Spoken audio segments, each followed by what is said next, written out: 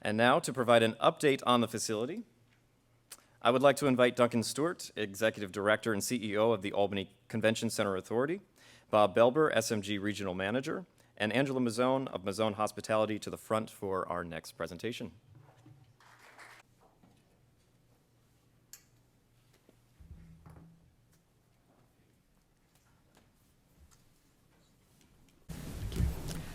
This is where we were just a few months ago.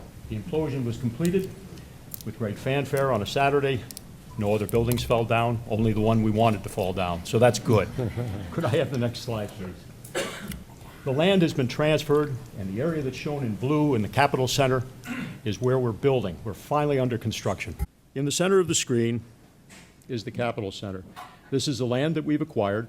Work is underway, and we expect to be completed in the early part of 2017. Welcome news after so many years waiting. It's very important to understand the relationship that this building has to the other buildings around it. Very importantly, the Empire State Plaza, where we're located today, which is shown in purple, and the Times Union Center, which is shown in red, and the very important yellow line that connects all three. What we're looking at is a facility that in aggregate is 159,000 square feet. Very, very marketable. Marketable to small nationals, regional shows, and others. And it's a very important thing to note at the adjacent parking, all shown in blue. In addition, we're going to be building parking at the Capitol Center. There's parking that's being added at this hotel. So there's parking all around the facility and the complete pedestrian connection between the three facilities. Could I have the next slide, please? This is the view from Eagle Street. This is our main entrance, a very important drop-off at a historic street, adjacent to State, access to Madison, very easy access to the highway system as well. Important things to note, we have a connection, a direct connection to the hotel being built next door, a direct connection to the Empire State Walkway. This is the first level that you see, which has 3 levels of parking underneath it. The first level is meeting and convention space. The second level is a multi-purpose room with the capacity for large ballrooms, meeting and convention space, show space, and also the capacity for NCAA basketball practice sessions, high school wrestling events, high school volleyball, things like that. May I have the next slide, please? Again, for orientation, this is Eagle Street in the main entry. This is the level 1 that we just spoke about. This is where our visitors will be dropped off here and on Howard Street. They'll enter through this main set of doors immediately to a pre-function area with meeting rooms, 1, 2, 3, 4, and 5, a total of 10,000 feet of meeting space, along with the pre-function space. And a very nice thing about this is all of these walls are entirely glass. It's going to be a very, very open appearance. May I have the next slide, please? This is the first level by the numbers. So we start to see the capacity of a pre-function space of 10,500 feet, meeting rooms, a special boardroom, the Capitol Room, a full kitchen and mechanical. It's very important to note that we're going to have a full catering kitchen on site. May I have the next slide, please? This is the second level. This is the multi-purpose room. We've come up the stairs that are all enclosed in glass, or we've come up the escalator and we've entered this pre-function space, and then we have this large 25,000-foot room with support facilities behind it, kitchen and other things, and it is divisible into 2 parts for a multi-purpose function room here and a multi-purpose room here. Now imagine this, if you will, a pre-function on the first floor and then an entire ballroom, or meetings going on the first floor and then, I'm sorry, could you go back a slide? I apologize. You haven't shown me the 5 minutes yet. I'm doing okay, aren't I? Thanks. So you imagine this with this air wall deployed. This could be a pre-function area, and this could be a multi-purpose room. It could have a ballroom function. It could have meeting room functions. And with the air wall retained, this becomes this large 25,000-foot ballroom using the first floor per pre-function. I think it meets the description as multi-purpose entirely. Now may I have the next slide? Thanks. So here are the numbers. We start looking at the size of the space on the second level, with and without the air wall. A fully divisible space seems to meet the demand of the market study and those program parameters, those building program parameters that were so important that guided us all through the way. May I have the next slide, please? We spoke about parking. There'll be 3 levels of parking immediately underneath this convention center with access from Howard Street and Wendell Street. It'll be connected directly to the Times Union Center and all the additional parking that provides. The pedestrian walkway will be completely upgraded as part of this project. This is the view of the pedestrian walkway from the area that we'll be looking at the site today for any of you that want to go on a tour following this program. It'll be a complete new floor, walls, ceiling. It'll be brightly lit. It will be safe, secure, clean, and monitored 24/7. Things that it isn't right now, but will be in the future. So it becomes that very important connection between all of these facilities, such that we can function as 159,000 square feet and not just isolated facilities. May I have the next slide, please? In conclusion, I would just offer that for those of you who'd like to see the construction, there's going to be a tour later, but if you'd like to see it online as well, you can go to our website, albanycapitalcenter.com, and there's a link there to the 24/7 bird's eye view of the camera taken from the Corning Tower, so you can see our progress. Thank you.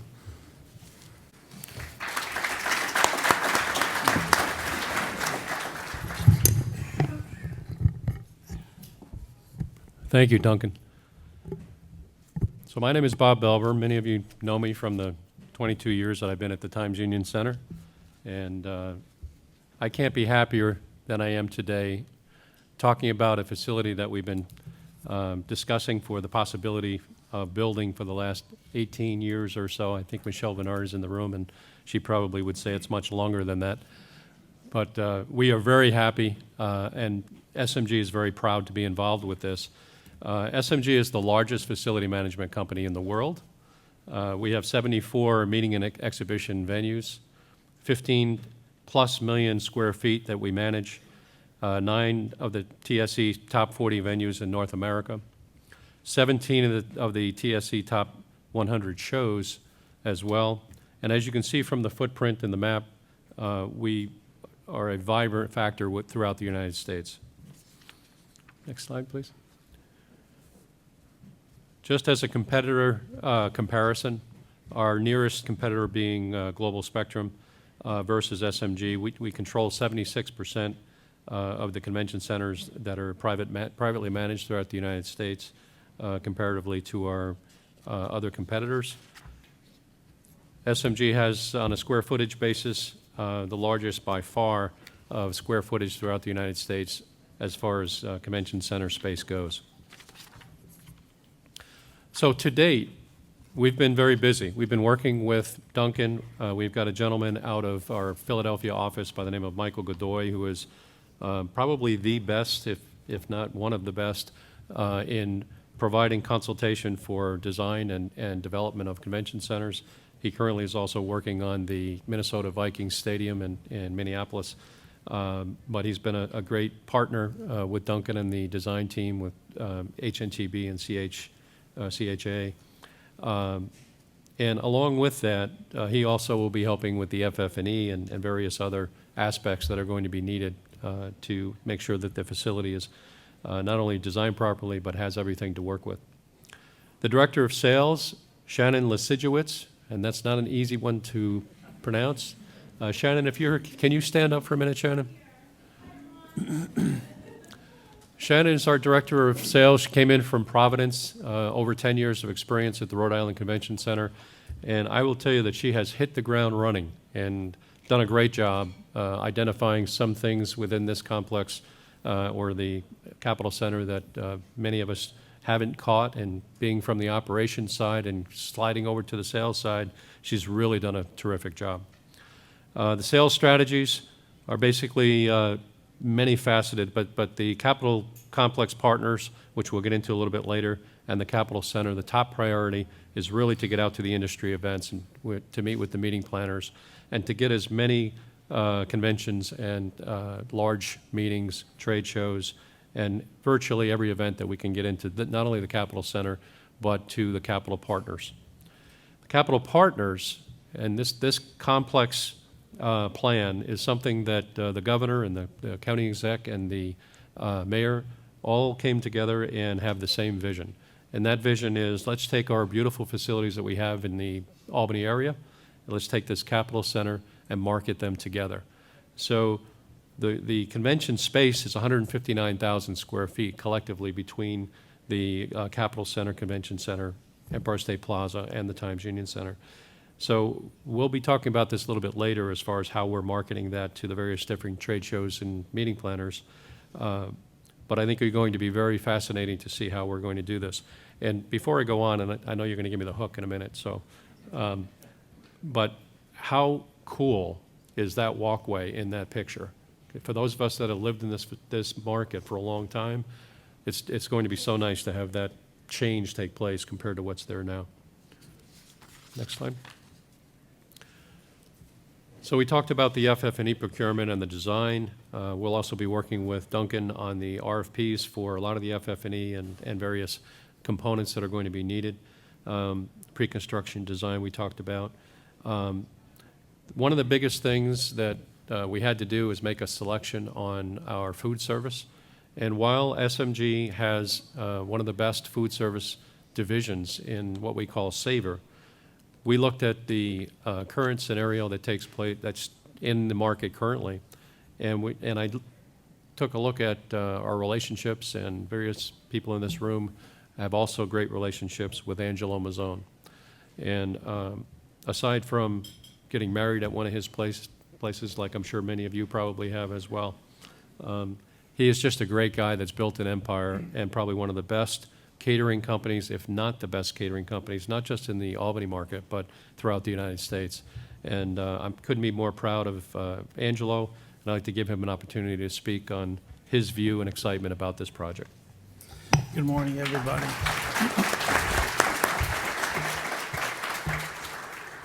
We're very, very excited to be part of this big endeavor in Albany, and we've lived it with everybody else over the last 18 years.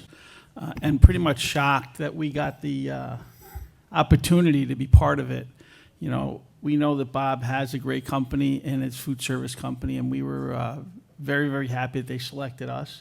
It's great to be part of this great team. Duncan's done an incredible job keeping us all on task to make sure that we get things done. And we couldn't ask for a better leader in Duncan in running this project. And Bob and his team, and as far as us and our team, we're all excited. We have people in place already that are just going to handle conventions in all 3 locations. And we're just very, very excited to be part of it and look at great things in the future. Thank you. Thanks, Angelo.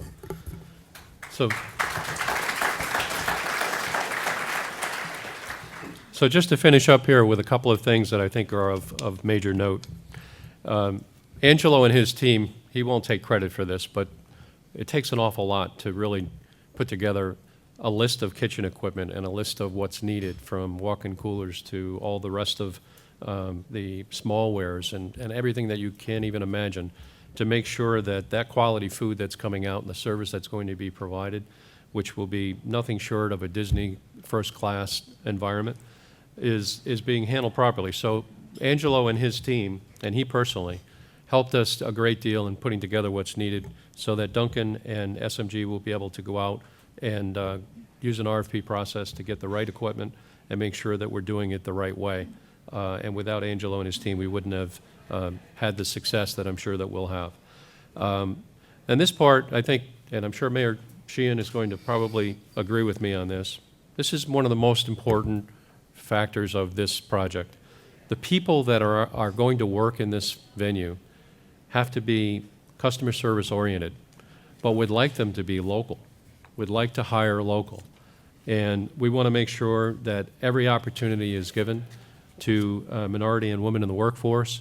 There are requirements in our contract, and regardless of whether there was requirements, we would still want to do this because we want it to be something that we can all be proud of, and we want the customer service in this facility to be first class. So Angelo and SMG, Mazzone and SMG will be conducting job fairs in early 2016 to make sure that everybody's given an opportunity to apply and potentially work in this facility. I just want to say one thing also about that. I think one of the things that has made us successful at the Empire State Plaza here is our resource of people in the Capital District. We have over 1,000 employees, and whenever we have an event, we pull from all our restaurants and all our catering facilities, and you know, as a team, and all our business dining facilities like this, and we can put a team together that is competent to do an event for 1,000 or 2,000. We definitely will hire minorities, like Bob said, and we put them through a very vigorous training program. They'll probably train for 3 weeks before they even pick up a plate, which is great. So people will understand hospitality, and when they come to Albany, they'll be greeted with hospitality. So, thank you. Great. And then the last thing I just want to point out is our preferred vendor program, our vendor program. What that consists of is when a large meeting or a convention comes into town, there are certain expectations that the meeting planners are going to have. And there's many meeting planners in the room, and I'm sure you're all feeling the same way. But there are certain things that we need to make sure that Albany has and this facility has in the way of decorators, in the way of transportation, all of the different aspects that are common in any other major market in the country. We need to have that available here. So we'll have a vendor list that will have all of the right insurances from each of the companies and make sure that we've got options available for meeting planners that are coming in that will meet their expectations and hopefully exceed them. So we will get into that a little bit down the road in the next few months. It's a little bit early yet for us to have a final list, but we're working on that on a continued basis. This is a good segue, but I think it's important to note, while the kind words are appreciated, it is in fact a team that builds these things, and we have a very strong team, and I don't think the team is going to let you down. We have let nearly $18 million in contracts, approximately 33% of the total value of the project, and I'm glad to say it's all to New York State firms, including local firms. Our minority and women business participation is 22%, which was established by a disparity study commissioned by Empire State Development and performed by DASNY. DASNY supervises the process with us, and I can tell you that to date, in the $18 million, we are meeting or exceeding our combined averages. So we have a very strong commitment to the workforce as well. This picture is a bird's eye picture. This is very similar to what you see if you were to go to the website and enjoy the link that's from the Corning Tower. And it shows the general work that's under construction, same type of view that you're going to see from the walkway. To give you an idea, this is the site by definition and by shape. You can see the work that's going along the perimeter. And soon we will start right in this corner with the permanent production piles, the deep 100, 125-foot pieces of steel that will ultimately support the building. May I have the next slide, please? This is another view. This is a view looking westward toward Eagle Street, and you can see the massive excavation. We've taken 14,000 yards out. We have another 10 to 12,000 yards to go out. That's creating the 3 levels of parking that are underneath the visitor, the convention, and the meeting space that is above. So this is Wendell Street in the near ground, and that would be the access point to the underground parking, and ultimately to the connection directly to the Times Union Center parking garage, which used to be, as many of you remember, one way in and one way out on Howard Street, from Howard Street. It will now be 2 cars coming and going, much more convenient, with a direct connection through the garage. May I have the next slide, please? This is a view along the walkway looking eastward. This is the Times Union Center, of course, in the background. And you can see some of the nice dry soil that we're dealing with. Clay is a great friend and a great enemy both. In any event, this work is proceeding. We are really underway, and we'll soon be starting to put together the superstructure that will support the building itself. Thank you.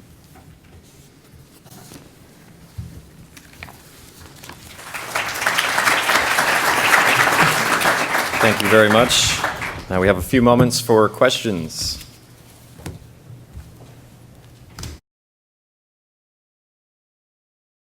Oh, thank you for the question. I appreciate it.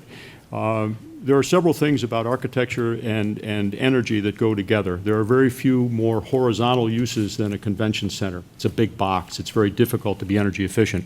So we were not able to achieve a LEED rating, but we are an energy efficient building. And our energy efficiency is being reviewed by NYSERDA currently, and they're coming up with an energy management plan. We will be using energy efficient cooling and heating, ventilation. We're relying upon natural ventilation in some instances. We take advantage of the window walls that we have. We're controlling thermal gain through shading. We're using low VOC materials. We're trying to locate the materials as we would normally under a LEED program to be within 250 to 500 miles of the destination, which should put them mostly from within New York State. So we're making efforts to be as quote-unquote LEED qualified as possible, but it's very difficult with a large box to meet those types of things. And in fact, I believe there are only 1 or 2 other convention centers in the United States that do so.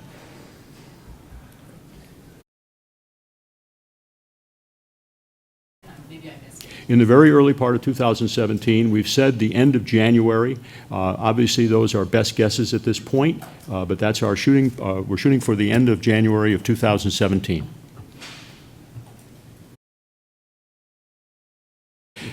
We've been driving, but we've been using a vibratory method to drive the rather short-length piles around the outside that support the streets from caving in, so we can create or complete that mass excavation that needs to be done.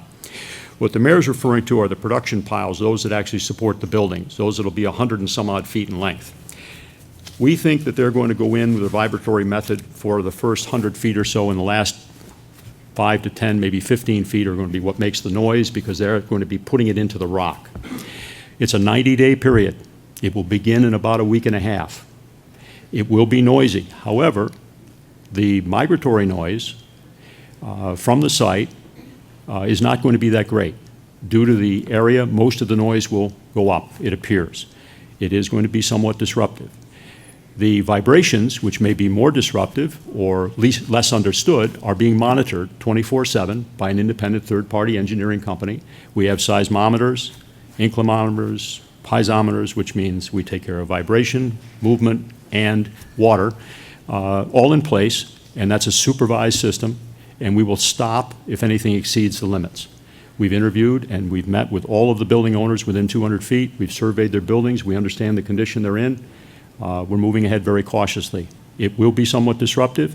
We will be working 5 and 6 days a week. We're not working on Sunday, and we will try to reflect the needs of traffic and access by bringing material in off hours around the commuting times as we have so far. We'll try to be good neighbors, but it is going to be noisy.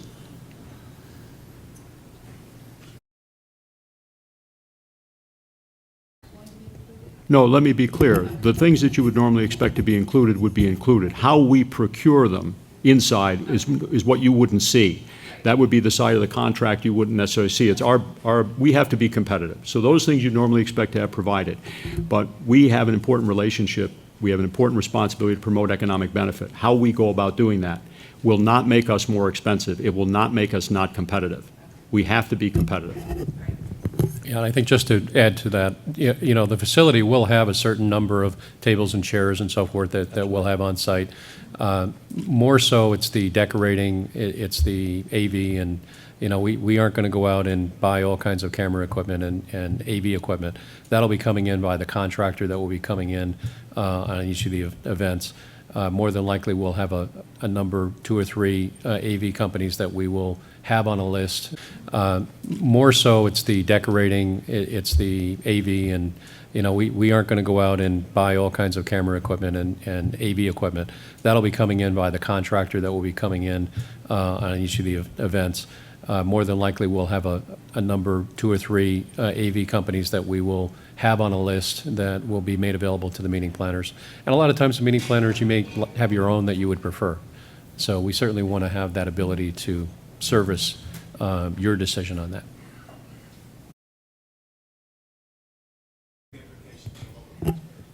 It certainly does, although it's to be clear that while we're relying upon the original state subsidy, an appropriation that was made, I think, in 2004, there is no additional state money, no additional taxpayer money. The forward support of the convention center is through the Albany hotel tax, the Albany County hotel motel tax. So there are no additional state funds. With respect to cost overrun, the first thing that we did was hire a construction manager advisor who has a direct and fiduciary responsibility to the people of New York through the authority. So we have someone there watching costs all the time. No project is done for the exact amount that is estimated. There are always changes. Therefore, we included contingencies going in. We feel the contingencies are reasonable. We had a contingency for architecture because sometimes there are things that come about as part of the program review that we needed. We needed extra this or added that. And then we have appropriate construction contingencies as well. So I think we are working within the framework that the governor defined as no new state money. We are out of time for this panel, but thank you very much, gentlemen. We appreciate it very much.